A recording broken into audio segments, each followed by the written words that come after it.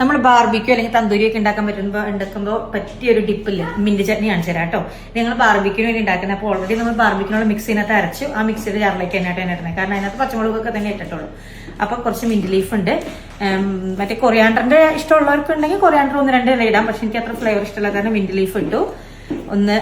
ഒരു 5 ഉള്ളി ഉണ്ട്, കുഞ്ഞുള്ളി ഉണ്ട്, ചെറിയ കഷ്ണം 2 കഷ്ണം ഇഞ്ചിയും, ഒരു പച്ചമുളക് നമ്മുടെ എരിവിനനുസരിച്ചിട്ടുള്ളത് കേട്ടോ. ഇതിട്ടിട്ട് പിന്നെ എങ്ങനെ ചെയ്യാന്ന് വെച്ച് കഴിഞ്ഞാൽ കുറച്ച് യോഗട്ട്, നല്ല കട്ടിയുള്ള യോഗട്ട് ഇല്ലേ, അത് ഞാനിപ്പോൾ ഗ്രീക്ക് സ്റ്റൈൽ യോഗട്ട് ഇടുന്നത്. കുറച്ച് യോഗട്ട് ഇട്ടിട്ട് അരയ്ക്കാം ആദ്യം. അത് കഴിഞ്ഞിട്ട് പിന്നെ നമ്മൾ ഡൈലൂട്ട് ചെയ്യുമ്പോൾ നമുക്ക് നല്ല തിക്ക് കൺസിസ്റ്റൻസി ഉള്ള മിന്റ് ചട്നി കിട്ടും കേട്ടോ. ആവശ്യത്തിന് ഉപ്പും കൂടെ ചേർത്തേക്കാം. നമ്മൾ മിക്സിയിലിട്ടൊന്ന് 2 കറക്കി കഴിയുമ്പോൾ ഈ ഒരു കൺസിസ്റ്റൻസിലേക്ക് കിട്ടും കേട്ടോ. നല്ല തിക്കായിട്ട് കിട്ടും. അപ്പൊ ഇങ്ങനെ ചെയ്യുമ്പോൾ ഗുണം എന്താണെന്ന് വെച്ചാൽ നമുക്ക് നല്ല തിക്ക് ചട്നി നമുക്ക് ആവശ്യത്തിനുള്ളതനുസരിച്ച് ഡൈലൂട്ട് ചെയ്താൽ മതി. ഞാനിപ്പോഴും അതിൽ നിന്നൊരു 1-2 എത്ര നമ്മുടെ ആൾക്കാരുടെയും ആവശ്യമനുസരിച്ച് കുറച്ചെടുക്കുക. അതിനകത്തോട്ട് കുറച്ച് യോഗട്ട് ഇടാം.